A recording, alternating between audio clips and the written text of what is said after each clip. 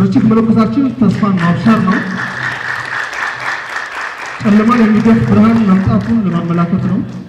ምርጫ በሰዎች ኢኮኖሚያዊ፣ ማህበራዊና ነፃ ፍላጎት በመግለጽ ይወክለኛል የሚሉትን ሐሳብና መንግስት የሚመርጡበት በተለይም ሰላምንና ተጠያቂነትን የሚከናወንበት ሁነኛ መሳሪያ ነው።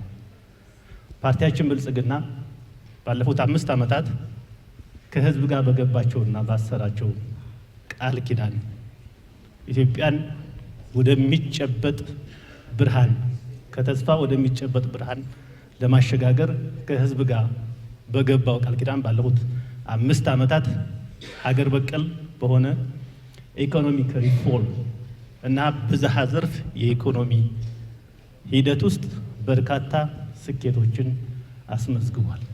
የብልጽግና እና የኢትዮጵያ ዕጣ ፈንታ ከሁለቱ ውሃዎች ማለትም ከአባይና ከቀይ ባህር የተመሰረተ መሆኑን እናምናለን። በመሆኑም በአንድ በኩል የአባይን አጠቃቀም በሌላ በኩል ደግሞ የቀይ ባህርን የማግኘት መብታችን አጠናክረን እንቀጥል ይሆናል።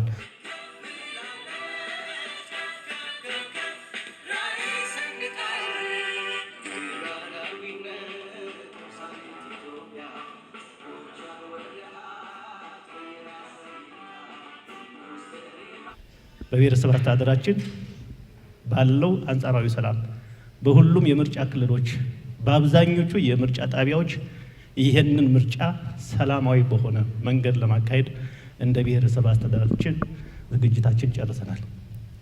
በሰባተኛው ሀገራዊ ምርጫ ፓርቲያችን ብልጽግና ለህዝብ ድጋሜ ቃሉን የሚያድስበትና ኢትዮጵያን በትክክልም በዓለምም በአፍሪካም የብልጽግና ተምሳሌት ሀገር የማድረግ ትልሙን የሚያሳካበት ታሪካዊ ምርጫ ነው። በሁለቱ ውሃዎች መካከል ማለትም በአባይና በቀይ ባህር መካከል ትስስርና ትብብርን ማጠናከር እንፈልጋለን። ይሄም ተግባራዊ ይደረጋል። ቀጠናዊና ሰላም ኢኮኖሚ ትብብርን መፍጠር እንዲሁም ዓለም አቀፍ ዲፕሎማሲያችን ማጠናከር በእጅጉ ወሳኝ ጉዳይ ናቸው።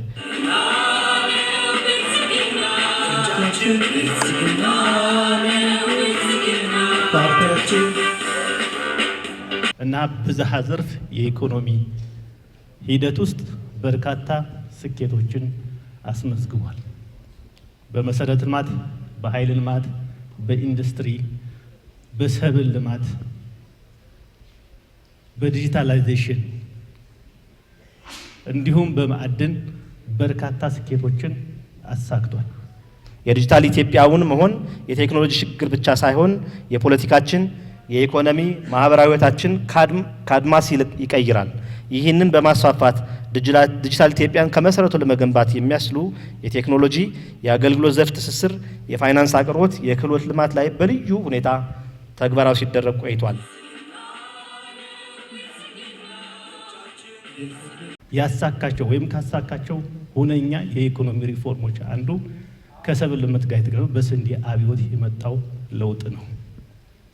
በመሆኑም ነገ ይህንን በላቀ ሁኔታ መሬት ላይ ለማድረስ ፓርቲያችን ብልጽግና የስንዴ ነዶን የምርጫ ምልክት አድርጎ በሰባተኛው ሀገራዊ ምርጫ ይወዳደራል።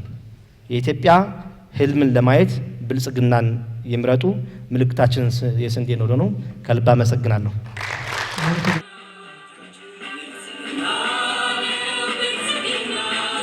It's